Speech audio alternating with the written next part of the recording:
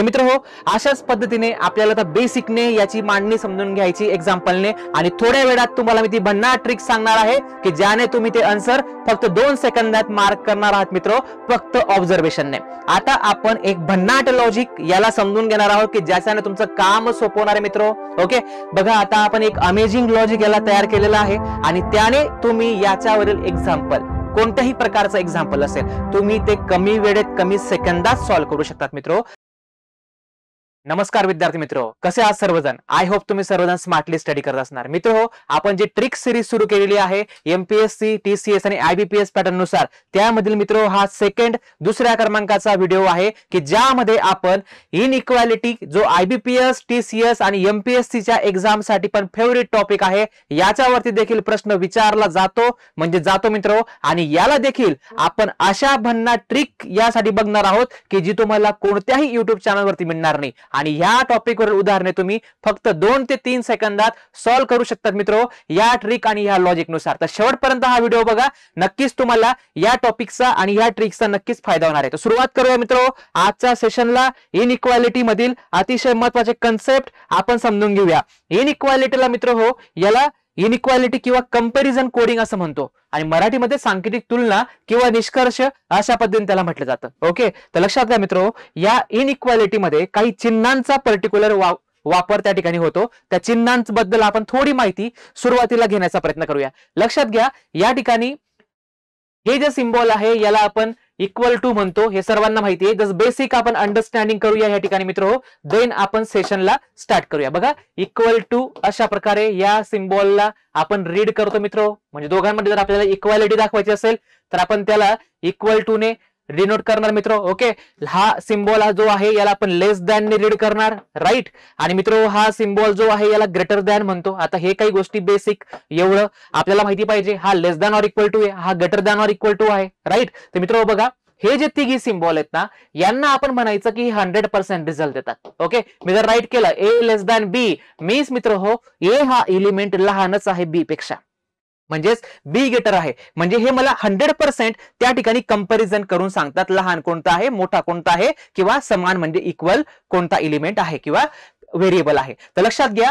हा जो हे जे या ठिकाणी सिम्बॉल आहे मित्र, हा इक्वल टू आणि लेस दॅनच्या कॉम्बिनेशनने बनतो. ओके, म्हणून हे दोघी सिम्बॉल जे आहेत हे 50-50% रिझल्ट देतात मित्र, 50-50% रिझल्ट देतात. ओके, कारण की मित्र लक्षात घ्या, जर सपोज मी या ठिकाणी राईट डाऊन केलं ए less than or equal to बी, तर मित्र याचे मला 2 आउटपुट मिळतील. पहिला आउटपुट असेल ए लेस दॅन बी, आणि मित्र या ठिकाणी ए इक्वल टू बी. अशा पद्धतीने आपल्याला या ठिकाणी 2 रिझल्ट मिळतात, 2 पॉसिबिलिटी मिळतात. 50% मी म्हणू शकतो की लहान आहे ए, आणि 50% मी म्हणू शकतो ए इक्वल टू आहे बी ला. ओके, तर हे लॉजिकली आपल्याला करेक्ट या ठिकाणी अंडरस्टँड करून घेता यायला पाहिजे. पहिली गोष्ट म्हणजे आपण सुरुवातीला मी जे तुम्हाला सांगितलं त्या पद्धतीने मित्र या ठिकाणी मला 50-50% रिझल्ट या ठिकाणी मिळणार आहेत दोघांसाठी.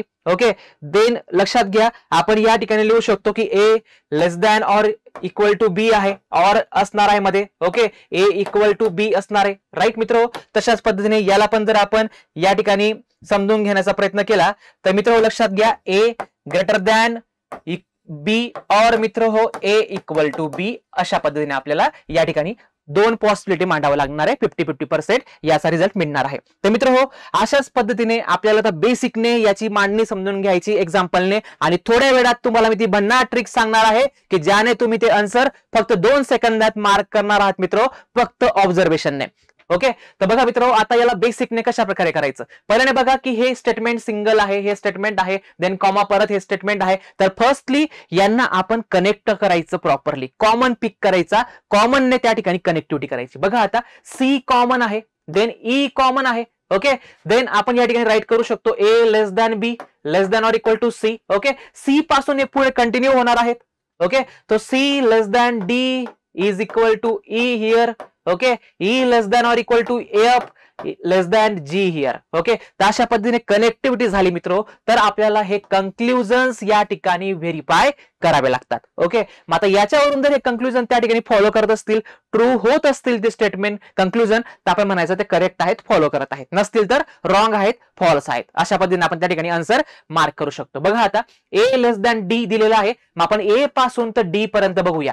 ए पासून तर डी पर्यंत जर आपण ऑब्झर्व केलं तर बघा डी पेक्षा सी लहान, आणि मग या ठिकाणी दोन शक्यता आहेत, लहान पण असेल किंवा इक्वल पण असेल. पण लहान जर पिक केला तर सी पेक्षा ए लहान आहे. ओके, इक्वल पण घेतला, दोघी हे समान पण समजलो आपण, तर हा एलिमेंट एकच म्हटलं जाईल. डी पेक्षा हा एलिमेंट लहान झाला तर ऑब्व्हियसली ए पण लहान झाला. म्हणजे मला ह्यावरून कन्फर्म हे सांगता येते की ए लेस दॅन डी आहे.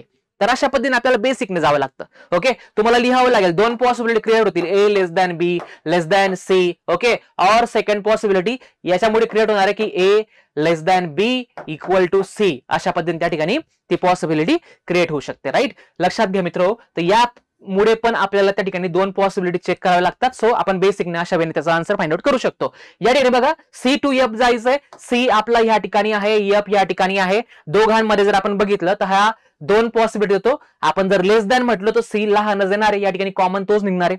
इक्वल टू पण घेतला ना तरी या ठिकाणी लेस दॅनच त्या ठिकाणी होणार, कारण की हे सर्व इक्वल टू म्हटले जातील. म्हणजे एफ पेक्षा सी लेस दॅनच आहे, एफ पेक्षा सी लेस दॅनच आहे, म्हणजे सी लेस दॅन एफ हा रिझल्ट पाहिजे. परंतु मित्रो हा या ठिकाणी गिवन नाहीये, सो हे रॉंग येणार आहे मित्रो, हे रॉंग येणार आहे. म्हणजे फक्त ओनली फर्स्ट फॉलोज, फक्त एकच बरोबर आहे, फक्त एकच बरोबर आहे. अशा पद्धतीने आपल्याला हे याचं आन्सर या ठिकाणी मार्क करावं लागणार आहे मित्रो. राईट, तर हे झालं बेसिक ने मित्रो. आता आपण एक भन्नाट लॉजिक याला समजून घेणार आहोत की ज्याच्याने तुमचं काम सोपं होणार आहे मित्रो. ओके, बघा आता आपण एक अमेझिंग लॉजिक याला तयार केलेलं आहे, आणि त्याने तुम्ही याच्यावरील एक्झाम्पल, कोणत्याही प्रकारचं एक्झाम्पल असेल, तुम्ही ते कमी वेळेत कमी सेकंदात सॉल्व्ह करू शकतात मित्रो. आणि हे लॉजिक समजून घ्या. आपण काय म्हटलेलं आहे की या पर्टिक्युलर सिम्बॉल्सला आपण आपल्या या लॉजिक मध्ये काही नावं असाइन केलेली आहेत. ओके, बघा मग आता हा जो लेस दॅन आहे किंवा हा ग्रेटर दॅन आहे, या दोघांना आपण नेम्स दिलेली आहेत, लेस दॅनला आणि ग्रेटर दॅनला. हे दोघांना आपण नावं असाइन केलेली, त्यांची नेम्स ठेवलेले, त्यांना किंग्स असं कॉल केलेलं आहे. आपण किंग्स म्हणतोय त्यांना आपण आपल्या लॉजिक मध्ये. ओके, देन ही जी आहेत ना, आपण तुम्हाला पिक्चरल फॉर्मॅट मध्ये दिसतंय.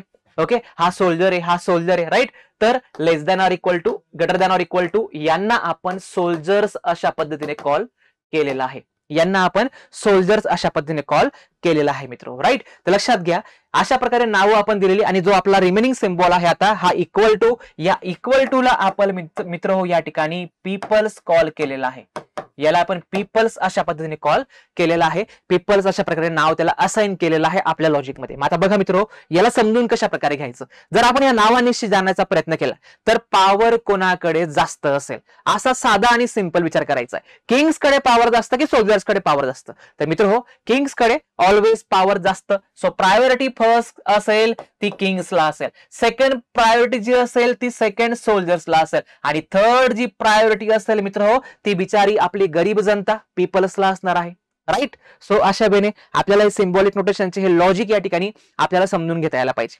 राईट, मग आता प्रायोरिटीनुसार सिलेक्शन करायचं. जर तुम्हाला सपोज मित्र हो लक्षात घ्या, तुम्हाला समजा अशा प्रकारे सिम्बॉल आहेत, less than or equal to, less than आणि इक्वल टू. तर हा पीपल झाला, हा सोल्जर झाला आणि हा किंग झाला.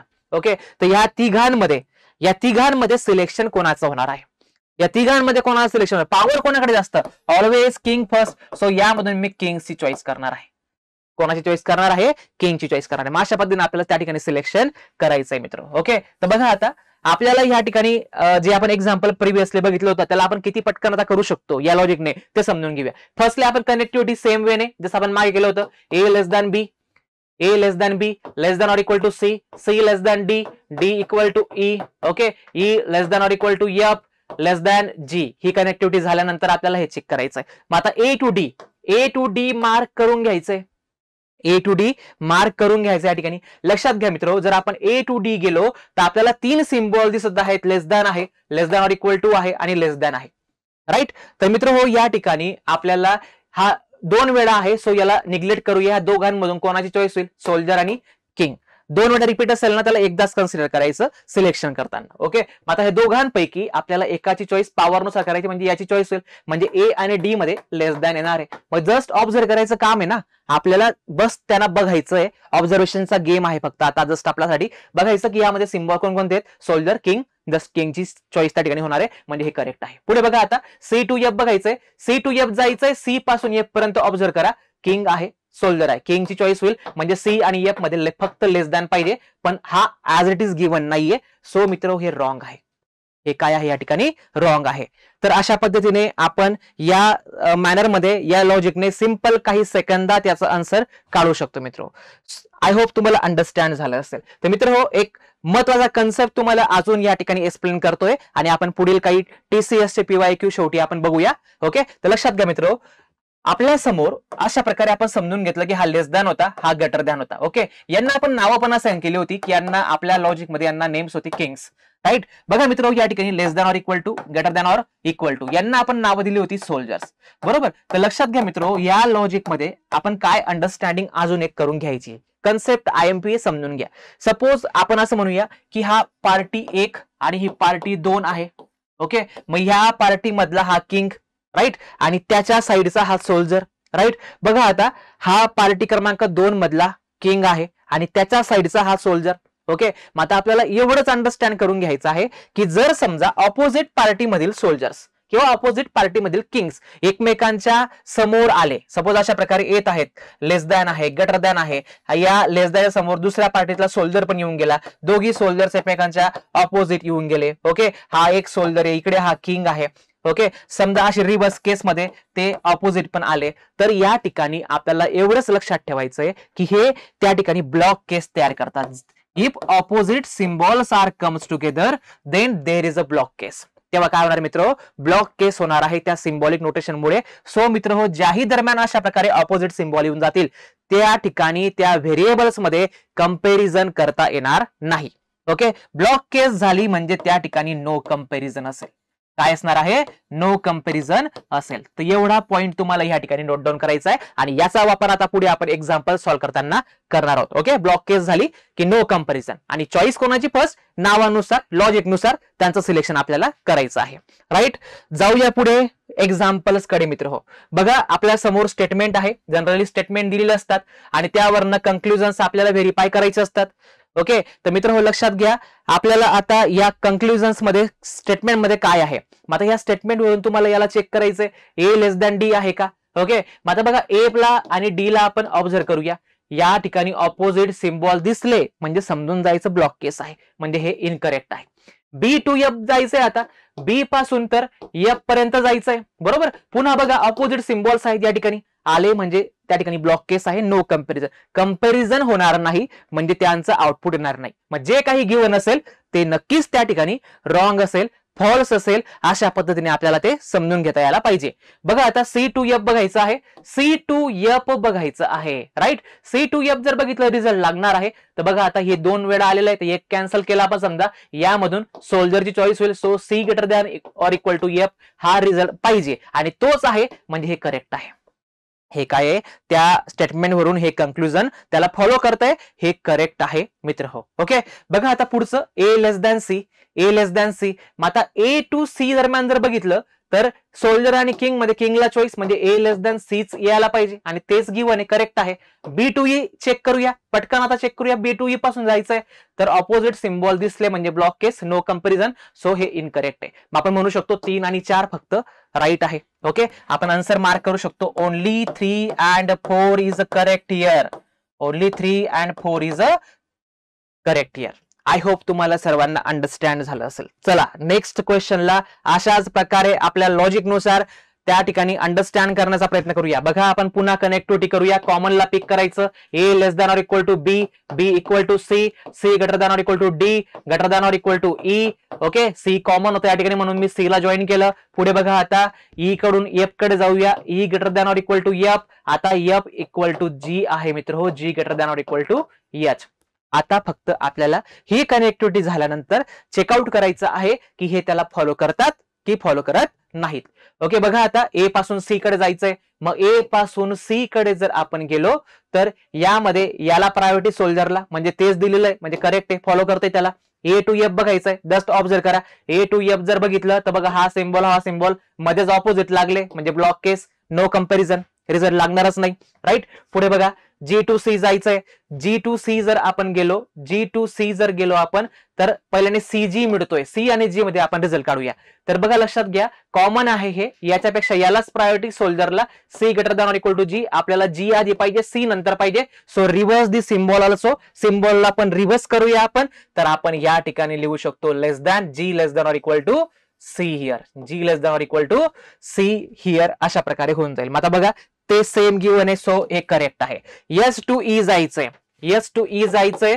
मग एच टू ई आपण जर गेलो मित्र हो तर लक्षात घ्या, एच पासून तर ई पर्यंत हा ई आधी आहे, नंतर एच, या दरम्यान सिम्बॉल फाइंड आउट करूया. तर greater than or equal to हा निघणार आहे सोल्जरला प्रायोरिटी पीपल पेक्षा, आणि तोच आपल्याला या ठिकाणी गिव्हन आहे का ते बघूया. एच आधी पाहिजे, ई नंतर पाहिजे, एच कडे लेस दॅन आहे, less than or equal to, H less than or equal to A का नाही, सो इनकरेक्ट आहे. सो याचा answer second and third only follows, अशा पद्धतीने येणार आहे. राईट, तर सिमिलरली मित्र अशा पद्धतीने आपण अजून एक एक्झाम्पल टीसीएस पॅटर्न नुसार जे विचारले गेलेले प्रश्न आहेत ते आपण बघूया पुढे. आता बघा आपल्या समोर टीसीएस चा क्वेश्चन आहे.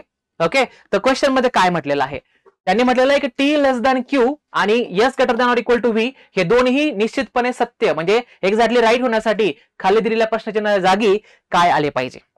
ओके, या ठिकाणी काय यायला पाहिजे, लक्षात घ्या मित्रो. आता आपल्याला यापैकी हे दोघी करेक्ट ठरवायचे. कोणकोणते, टी लेस दॅन क्यू हे करेक्ट यायला पाहिजे आणि s greater than or equal to v हे करेक्ट यायला पाहिजे. मग आता बघा या ठिकाणी हा जो लास्ट ऑप्शन आहे ना, या ठिकाणी हा पण ऑप्शन आहे, हा पण आहे, म्हणजे दोघी ऑप्शन आहेत. मग हे दोघी पण करेक्ट आले ना तर आपल्याला फोर्थ ऑप्शन घ्यावा लागेल, हे विशेष आहे या ठिकाणी. मग आपण आता याला ट्राय करूया, हा सिम्बॉल पहिल्याने पुट डाऊन करून बघूया आणि फोकस करूया टी आणि क्यू वरती.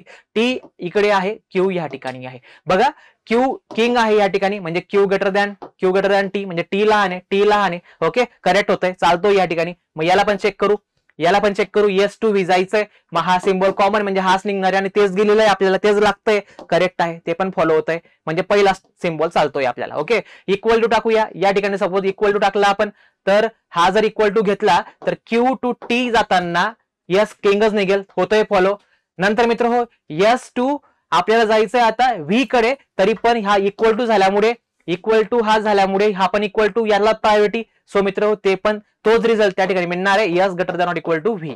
ओके, तर हा दोघी सिम्बॉल त्या ठिकाणी ओके आहेत, फिट बसत आहेत. सो मित्र हो आपल्याला हा ऑप्शन घ्यावा लागेल, एक तर greater than or equal to किंवा greater equal to. Okay, either this or this, अशा पद्धतीने आपल्याला या ठिकाणी हे आन्सर मार्क करावं लागेल. आय होप तुम्हाला ह्या लॉजिकचा फायदा कसा होतोय हे समजलं असेल आता, आणि आपण किती इझिली या क्वेश्चन सोबत डील करू शकतो हे समजलं असेल. ओके, तर बघा मित्र पुढचा प्रश्न, नेक्स्ट क्वेश्चन बघा मित्र, लक्षात घ्या. नेक्स्ट क्वेश्चन मध्ये आहे, एक काम करूया आपण, नेक्स्ट क्वेश्चन आपण याला सॉल्व्ह करूया. बघा स्टेटमेंट आहे, पुन्हा एकदा त्यांना आपण कनेक्ट करूया, नंतर कंक्लुजन आपण व्हेरीफाय करूया. लक्षात घ्या मित्र आपल्याला दिलेला आहे r equal to b equal to k. Okay, नंतर आर ला याला कनेक्ट करता येईल, आर इक्वल टू जे आहे, हा आर इक्वल टू जे, बरोबर. नंतर बघा आर इक्वल टू जे होता, तर जे ग्रेटर दॅन आहे पी पेक्षा, राईट. आणि पी इक्वल टू क्यू दिलेला आहे, हा पी इक्वल टू क्यू. मग ही झाली आपली कनेक्टिव्हिटी प्रॉपर, ही आली, म्हणजे आता चेक करायचं फक्त क्यू टू बी बघायचं. मग क्यू टू बी जर गेलो आपण तर किंगला प्रायोरिटी, किंग निघेल सर्वांना कॉमन, क्यू लेस दॅन बी पाहिजे, यस एक्झॅक्टली तोच गिव्हन आहे, करेक्ट आहे ते, राईट. पुढे बघा के ग्रेटर दॅन पी, मग के टू पी बघायचंय, म्हणजे पहिल्याने पी के ला काढू आपण. मग बघा आता यामध्ये यालाच प्रायोरिटी लेस दॅनला, पी लेस दॅन के, म्हणजे के ग्रेटर पाहिजे पी पेक्षा, पी पेक्षा, तेच गिव्हन आहे, म्हणजे दोघी करेक्ट आहे, बोथ फॉलोज. इंग्लिश मध्ये ऑप्शन असेल बोथ फॉलोज. ओके, म्हणजे दोन्ही त्या ठिकाणी त्याला फॉलो करत आहेत, म्हणजे ऑप्शन नंबर 4 त्याचं आन्सर येणार आहे. ओके, तर अशा पद्धतीने मित्रो या एक्झाम्पल सोबत आपण आपल्या या भन्नाट ट्रिकने डील करू शकतो. अशी सोपी पद्धत तुम्हाला कुठेही मिळणार नाही मित्रो, तर नक्कीच तुम्ही या रीतीने प्रॅक्टिस करा. या एक्झाम्पल साठी आपण पुन्हा भेटणार आहोत अशाच एका ट्रिकनुसार. तुम्हाला हे example me as a homework ठेवतो आहे. ओके, तर ज्यालाही आन्सर येईल त्यांनी नक्कीच या प्रश्नाचं आन्सर आपल्या कमेंट बॉक्स मध्ये कमेंट करायचं मित्रो. ऑप्शन नंबर जरी कमेंट केला तरी चालणार आहे, आणि तुमचा या व्हिडिओ बद्दल, या लॉजिक बद्दल जो काही फीडबॅक असेल तो नक्कीच तुम्ही आपल्या कमेंट बॉक्समध्ये सांगण्याचा प्रयत्न करायचा आहे. मित्र हो, अशाच पद्धतीने जर आपल्याला लॉजिकली आणि कन्सेप्च्युअली संपूर्ण टॉपिक समजून घ्यायचे असतील ऍप्टिट्यूड अँड रिझनिंगचे, तर मित्र आपण एक बॅच सुरू केलेली आहे. ओके, 20 फेब्रुवारी पासून ही बॅच सुरू होते, जिचा टायमिंग असणार आहे इव्हिनिंगला 4 to 6. तर यामध्ये आपण बेसिक टू ऍडव्हान्स जाणार आहोत मित्र. ओके, बेसिक टू ऍडव्हान्स जाणार आहोत आणि यामध्ये सर्व आपण त्या ठिकाणी पूर्णपणे ओव्हरऑल सर्व पॅटर्न नुसार TCS असू द्या, IBPS असू द्या, सर्व all in one foundation batch आहे की ज्यामध्ये तुमचं ऍप्टिट्यूड अँड रिझनिंग पूर्णपणे मी त्या ठिकाणी कव्हर करून घेणार आहे. ओके, एक प्रॅक्टिस बॅच असेल. ज्याही विद्यार्थ्यांना जॉईन करायचं त्यांनी नक्कीच ऍप्लिकेशन डाउनलोड करा आपलं आणि त्यामध्ये तुम्हाला नक्कीच ही बॅच मिळणार आहे. काही क्युरी असेल तुम्ही ह्या नंबर्सवरती कॉन्टॅक्ट करू शकता. तर मित्र हो, तुम्ही अजूनही आपल्या चॅनलला सबस्क्राईब केलं नसेल तर नक्कीच सबस्क्राईब करून घ्या. तुम्ही विविध प्लॅटफॉर्म्सवरती फॉलो करू शकता, इंस्टाग्राम सारख्या प्लॅटफॉर्मवरती आपल्या चॅनलला. तर मित्र पुन्हा भेटूया अशाच नवीन एका कन्सेप्टसह, नवीन ट्रिक्ससह, नवीन लॉजिकसह आपल्या चॅनलवरती. धन्यवाद मित्र. Best of luck to all of you. Thank you so much.